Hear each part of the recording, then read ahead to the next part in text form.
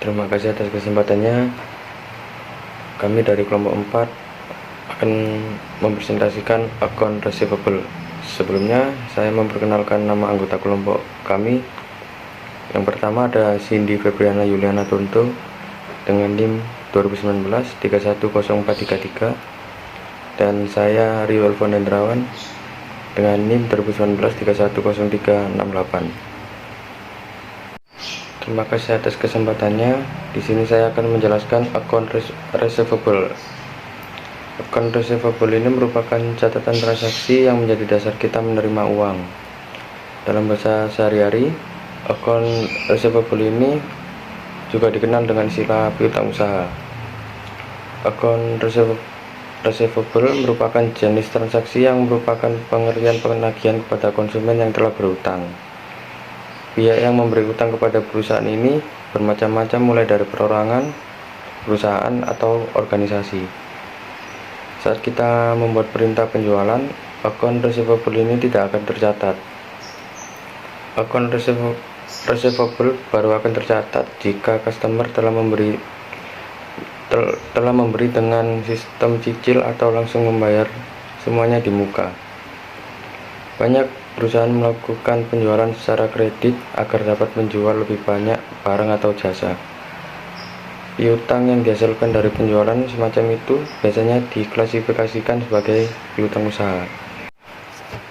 Data induk pelanggan pada akun receivable ini menjelaskan bagaimana cara melihat catatan induk pelanggan.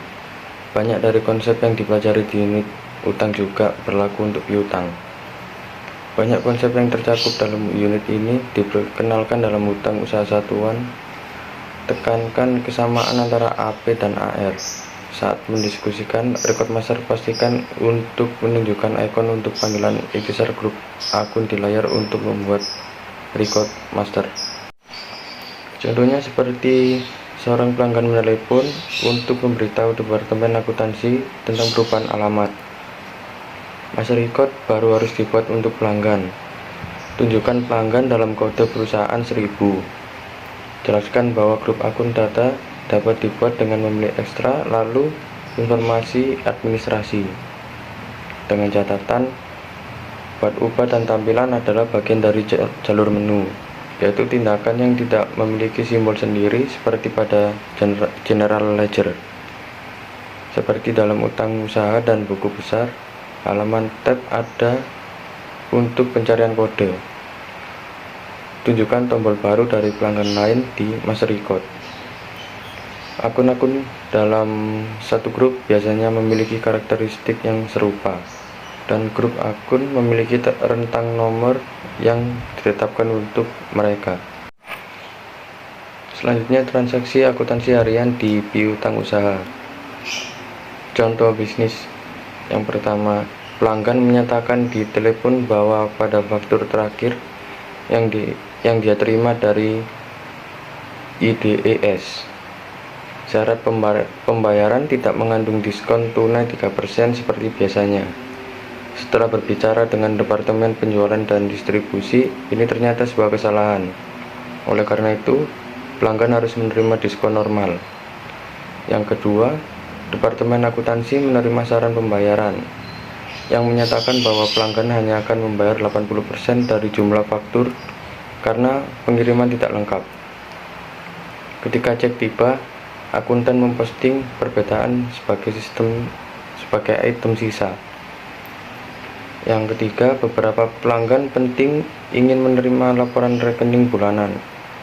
Sebulan sekali, laporan khusus perlu dimulai untuk memilih pelanggan ini dan mencetak laporan rekening. Laporan ini biasanya dimulai secara otomatis oleh sebuah pekerjaan. Selanjutnya ada entry memo faktur atau kredit. Hampir semua faktur dan nota kredit dari pelanggan mencapai akun piutang melalui integrasi dengan manajemen pesanan penjualan. Dalam kasus luar biasa, jika tidak ada referensi ke pesanan penjualan, faktur dan nota kredit masih bisa dimasuki menggunakan transaksi enjoy. Layar entry dokumen dibagi menjadi beberapa bidang berikut. Yang pertama ada template kerja. Di sini kita dapat memilih varian layar template penetapan akun atau ditahan dokumen sebagai referensi. Yang kedua, header dan data pelanggan. Header dokumen dan data item baris pelanggan dimasukkan di header dan data pelanggan. Lalu yang ketiga ada item akun general ledger. Item baris general ledger untuk dokumen dimasukkan di item akun GL. Yang terakhir ada area informasi. Saldo dokumen dan informasi tentang pelanggan ditampilkan di area informasi, juga berisi tautan ke data master dan item terbuka. Penyelesaian transaksi pembayaran masuk item terbuka. Hal ini bertujuan untuk menunjukkan bagaimana item bisa dibuat. Ada dua metode untuk memposting perbedaan pembayaran. Yang pertama, pembayaran sebagian. Ini artinya item yang dibayar pendek tidak jelas. Baru item terbuka dalam jumlah pembayaran dibuat di sisi kredit. Entry kredit ini muncul tepat di atas item terbuka yang sedang dibayar, dan itu merujuk pada item terbuka yang dibayar pendek. Yang kedua, item sisa. Item sisa ini artinya faktur terbuka dihapus dan item terbuka baru atau barang sisa dalam jumlah perbedaan pembayaran yang dibuat. Selanjutnya, saya menjelaskan Dunning Run. Sistem SAP memberi alat yang secara otomatis untuk menganalisis semua item yang terbuka dan tidak setiap item yang terlambat. Sistem akan menentukan Dunning tingkat yang sesuai dengan jumlah hari tunggakan. Untuk menentukan tingkat Dunning biaya, dan bunga Dunning yang dibebankan, serta yang teks Dunning dipilih, sejarah Dunning menyimpan catatan Dunning yang dimana pemberitahuan telah dikeluarkan. Dunning dikendalikan oleh prosedur Dunning. Prosedur Dunning harus dimasukkan ke dalam setiap akun pelanggan dan vendor yang akan dimasukkan dalam pengecilan otomatis. Prosedur Dunning yang berlaku untuk satu kali pelanggan dimasukkan dalam satu kali akun. Hal ini dapat menentukan sebanyak mungkin prosedur Dunning yang berbeda sesuai keinginan. MySAP ERP keuangan dilengkapi dengan beberapa prosedur Dunning standar yang dapat digunakan sebagai template untuk prosedur tambahan. Korespondensi. Arsip korespondensi akan memberikan informasi mengenai persetujuan pemberian jaminan terhadap utang yang ditarik oleh perusahaan lain dan penjualan piutang usaha. Integrasi dengan manajemen penjualan. IDES menggunakan saluran distribusi. Yang pertama ada penjualan pelanggan akhir, yang kedua pengecer, yang ketiga layanan, 4 penjual pabrik, yang kelima rantai toko, yang keenam pelanggan industri, yang ketujuh pelanggan farmasi. Selanjutnya dijelaskan oleh rekan saya. Baik, di sini saya akan melanjutkan penjelasan dari rekan saya tentang organisasi penjualan dan saluran distribusi. Nah, di gambar ini dijelaskan tentang penjualan dan saluran distribusi IDS di Jerman. Nah, kombinasi organisasi penjualan dan saluran distribusi juga dikenal sebagai rantai distribusi. Rantai distribusi menjual barang dari pabrik. Kedua distribusi IDS rantai 1000 sampai 10 dan 1000 sampai 12 menjual barang dari pabrik IDS di Hamburg dan memposting penjualan dalam kode perusahaan IDS 1000 yang juga ditugaskan ke pabrik. Rantai distribusi untuk pabrik IDS Hamburg divisi biasanya mewakili ini produk utama dari suatu organisasi. Selanjutnya yaitu area penjualan. Nah, pengaturan khusus pelanggan mengenai pengiriman sebagian atau syarat pembayaran misalnya dapat dibuat untuk setiap area penjualan. Statistik dapat dibuat dan dipisahkan kegiatan pemasaran yang dilakukan di dalam area penjualan. Data area penjualan dalam catatan induk pelanggan. Nah, pada gambar ini tampilkan pelanggan secara terpusat dan pilih area penjualan pelanggan. Untuk membuat yakin bahwa pelanggan ini telah dibuat untuk area penjualan dan distribusi. Penjualan organisasi 1000, saluran distribusi 10, divisi 00. Pilih area penjualan untuk mengakses halaman tab Sales Area. Perhatikan bahwa tab dokumen penagihan memiliki jangka waktu pembayaran yang akan dimasukkan ke dalam pesanan penjualan ketika kita melakukannya. Data area penjualan dalam catatan induk pelanggan adalah area penjualan atau kombinasi organisasi penjualan, saluran distribusi, dan divisi harus menentukan pengaturan khusus area penjualan untuk pelanggan sebelum dapat dimulai. Melakukan bisnis dengan pelanggan itu, pengaturan ini bisa berupa kondisi khusus dan syarat pembayaran yang telah diatur pelanggan dan area penjualan tertentu. Proses penjualan. Pada hari pengiriman, dokumen pengiriman keluar dibuat. Penagihan untuk pengiriman hanya dapat dilakukan jika barang telah diambil dari gudang saham dan diposting sebagai masalah barang. Ini adalah langkah terpisah dalam proses pengiriman. Fungsi manajemen gudang digunakan untuk memilih. Perintah transfer harus dibuat yang menghasilkan urutan pengambilan. Barang yang diminta diambil dari gudang dan disiapkan untuk pengiriman. Barang yang akan dikirim diposkan sebagai barang masalah. Dokumen pengeluaran barang dibuat di manajemen material dan dokumen akuntansi dibuat di akuntansi sehingga masalah barang diposting ke akun GL yang benar.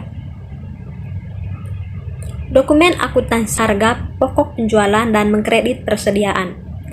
Tahap terakhir dalam proses penjualan adalah penagihan. Dokumen penagihan dibuat di manajemen pesanan penjualan dan faktur tercetak dikirim ke pelanggan. Pada saat yang sama, sebuah dokumen dibuat di akuntansi sehingga piutang dan pendapatan dapat diposting ke akun yang benar. Area kontrol kredit. Unit organisasi yang digunakan untuk pengendalian kredit adalah bidang pengendalian kredit. Area kontrol kredit dapat ditetapkan oleh perusahaan individual atau terdesentralisasi organisasi dan sekelompok kode perusahaan atau organisasi terpusat. Dan area kontrol kredit umumnya dikelola oleh departemen kredit terpisah yang dibagi menjadi beberapa kelompok perwakilan kredit. Catatan induk manajemen kredit. Catatan induk manajemen kredit terdiri dari elemen-elemen berikut. Yang pertama, data umum yang relevan untuk semua area kontrol kredit. Ini termasuk alamat pelanggan dan data komunikasi, dan batas total maksimum yang dapat diizinkan untuk jumlah semua batas kredit yang diberikan. Yang kedua, data area kontrol kredit yang relevan untuk area kontrol kredit tertentu. Hanya ini termasuk batas kredit di tingkat area kontrol kredit dan kategori resiko pelanggan dan sekelompok perwakilan kredit. Yang ketiga, ikhtisar yang berisi data terpenting dari semua bagian. Proses kontrol kredit. Pengendalian kredit dilakukan sebagai berikut di IDS. Yang pertama, saat pesanan dilakukan, pemeriksaan dijalankan untuk melihat apakah kredit pelanggan batas akan terlampaui jika pesanan akan diterima. Jika ini bukan kasus, proses penjualan dapat dilakukan dengan cara biasa. Yang kedua, jika batas kredit terlampaui, pesanan diblokir untuk pengiriman dan kredit departemen harus bertindak.